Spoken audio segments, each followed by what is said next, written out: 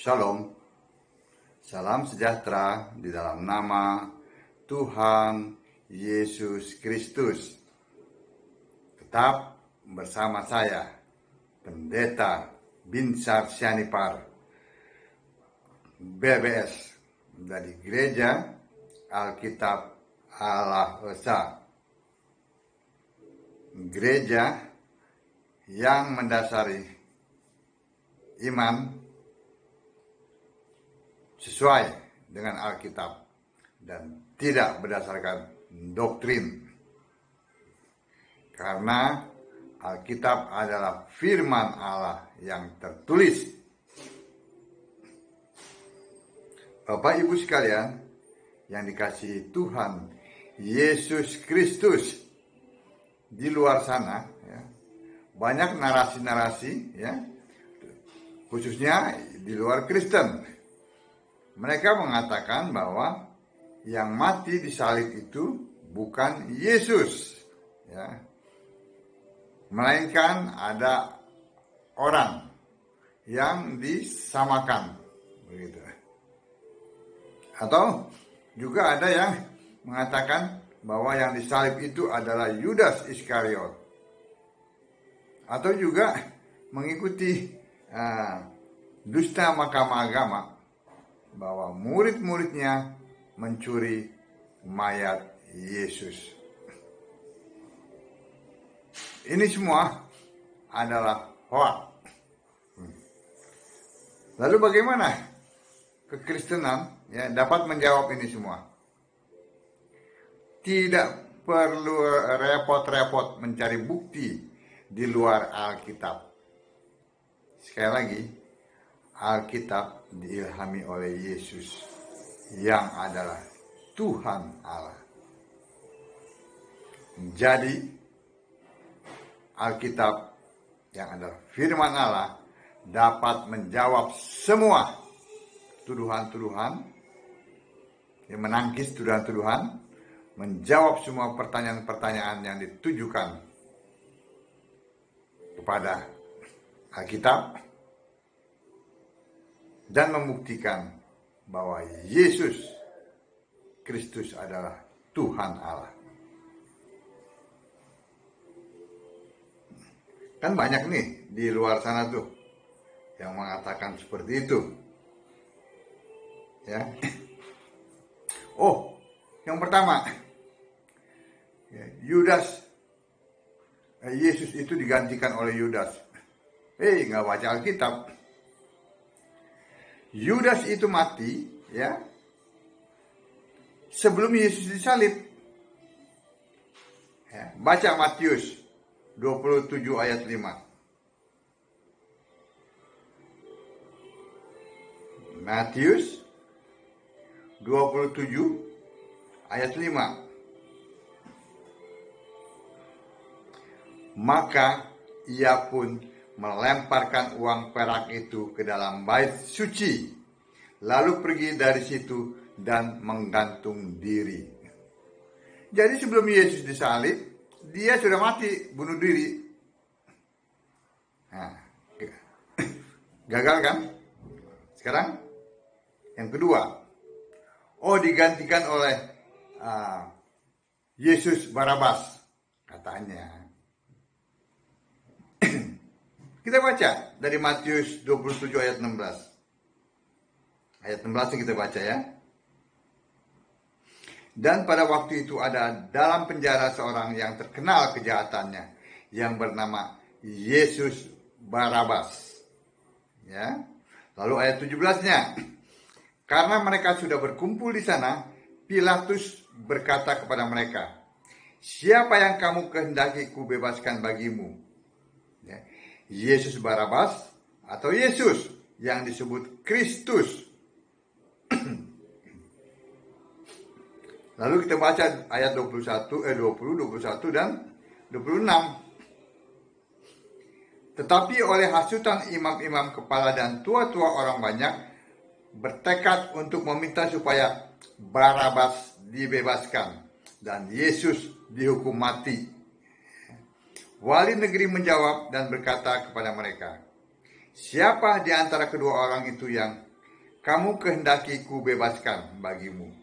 Kata mereka, Barabas. Barabas itu yang harus dibebaskan. Lalu kita baca ayat 26-nya. Lalu ia membebaskan Barabas bagi mereka. Tetapi Yesus disesahnya, lalu diserahkannya untuk disalibkan. Barabas dilepas, Yesus Barabas. Yesus Kristus disesah, lalu disalib.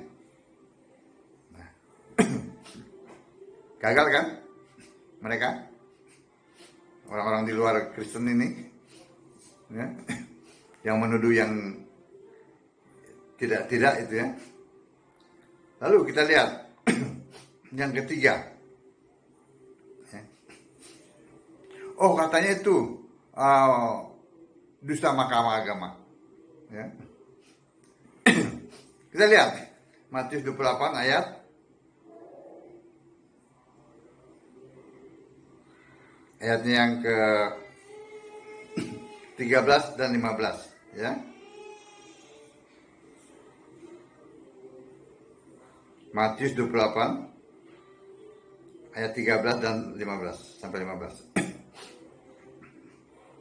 Ini ya. Dan berkata, kamu harus mengatakan bahwa murid-muridnya datang malam-malam dan mencurinya ketika kamu sedang tidur. Ya.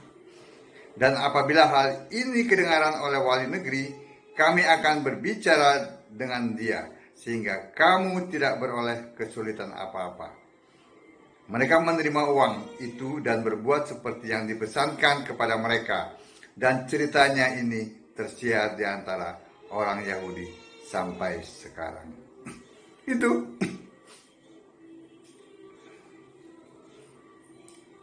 Jadi gagal lagi ya, bahwa Mahkamah Agama itu mau berbohong. Masa mayat yang dijaga itu ya oleh serdadu ya bisa dicuri oleh murid-murid Yesus yang orang-orang biasa. Ya kan? Ayat 15 jelas mengatakan mereka menerima uang itu dan berbuat seperti yang dipesankan kepada mereka. Dan cerita ini tersiar di antara orang Yahudi ya sampai sekarang ini. Jadi Mahkamah Agama mau berdusta pun nggak bisa. Orang-orang di luar Kristen mau memakai ayat ini nggak bisa. Terbukti mereka menyuap. Lalu mereka katakan, oh Yesus itu nggak bangkit. Kita lihat dari Kisah 1 ayat Kisah Para Rasul ya 1 ayat 3.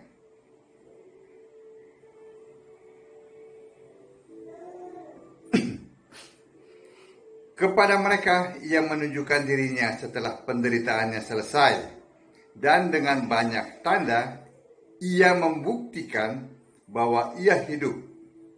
Sebab selama 40 hari ia berulang-ulang menampakkan diri dan berbicara kepada mereka tentang kerajaan Allah. Setelah dia bangkit, dia buktikan selama 40 hari ya, bukan hanya 1 hari atau 1 jam gitu, atau dia ngumpet-ngumpet, enggak. Dia mendatangi semuanya. Ya. Itu membuktikan dia hidup.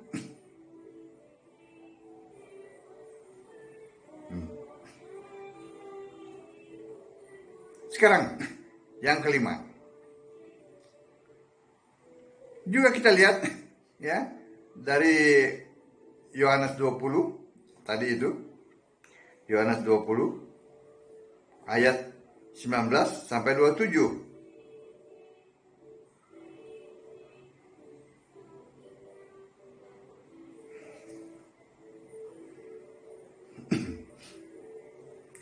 Ketika hari sudah malam, pada hari pertama minggu itu, berkumpullah murid-murid Yesus di suatu tempat dengan pintu-pintu yang terkunci karena mereka takut kepada orang-orang Yahudi. Pada waktu itu datanglah Yesus dan berdiri di tengah-tengah mereka dan berkata, damai sejahtera bagi kamu.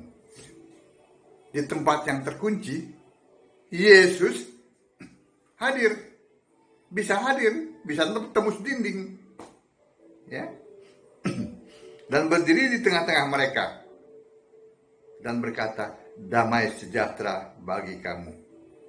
Dan sesudah berkata demikian, ia menunjukkan tangannya dan lambungnya kepada mereka. Murid-murid itu bersukacita ketika mereka melihat Tuhan. Ya. Maka kata Yesus sekali lagi, damai sejahtera bagi kamu. Sama seperti Bapa mengutus aku, demikian juga sekarang aku mengutus kamu. Ya. Dan sesudah berkata demikian, ia mengembusi mereka dan berkata, terimalah Roh Kudus. Ya. Jikalau kamu mengampuni dosa orang, dosanya diampuni. Dan jikalau kamu menyatakan dosa orang tetap ada, dosanya tetap ada. Saya lanjutkan ayat yang ke-24 sampai 27. Tetapi Thomas, seorang dari ke-12 murid itu yang disebut Didimus, tidak ada bersama-sama mereka ketika Yesus datang ke situ. Maka kata murid-murid yang lain itu kepada Thomas, ya, kami telah melihat Tuhan. Tetapi Thomas berkata kepada mereka, sebelum aku melihat bekas paku pada tangannya, dan sebelum aku mencucukkan jariku ke dalam bekas paku itu, dan mencucukkan tanganku ke dalam lambungnya, sekali-kali aku tidak akan percaya. 8 hari kemudian, ya, murid-murid Yesus berada kembali dalam rumah itu, dan Thomas bersama-sama dengan mereka. Sementara pintu-pintu terkunci, Yesus datang dan ia berdiri di tengah-tengah mereka dan berkata, damai sejahtera bagi kamu. Kembali Yesus datang 8 hari kemudian di tempat yang sama, di mana pintu-pintu terkunci. Dia menemui murid-muridnya. Ya. Kemudian ia berkata kepada Thomas, ini kepada Thomas muridnya yang tidak percaya itu, ya, taruhlah jarimu di sini dan lihatlah tanganku, ulurkanlah tanganmu dan cucukkan ke dalam lambungku, dan jangan engkau tidak percaya lagi, melainkan percayalah. Yesus menyuruh nih, tanganku nih yang bolong nih, cucukin nih, rusuk nih, lambungku juga nih, cucukin nih. Masukkan jarimu. Apalagi yang kurang? Dia buktikan bahwa dia hidup, bahwa dia bangkit. Ya.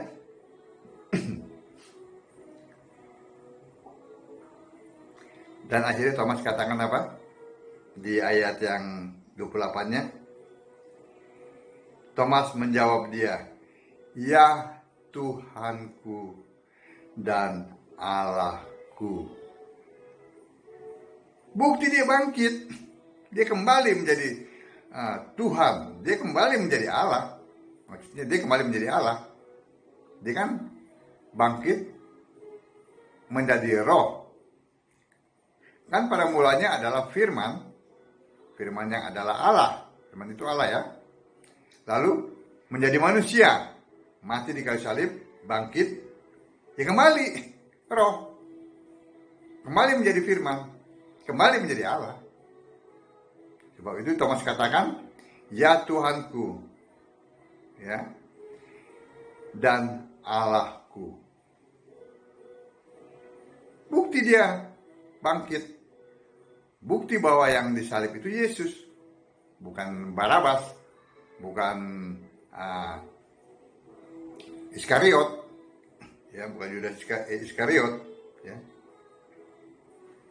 Lalu kita lihat yang ke-7.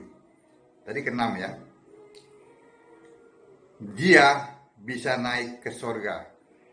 Tidak ngumpet-ngumpet, tidak malam-malam. Siang disaksikan 120 orang. Dia naik ke sorga. Ya. Kisah 1 ayat 9.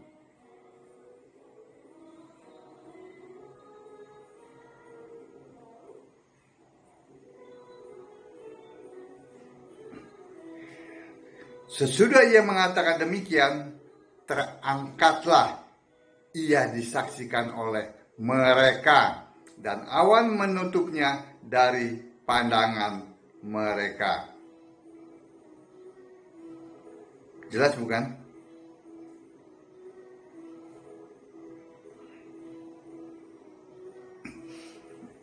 Banyak ayat-ayat bertaburan di dalam Alkitab yang menyatakan bahwa yang disalib itu adalah Yesus Kristus.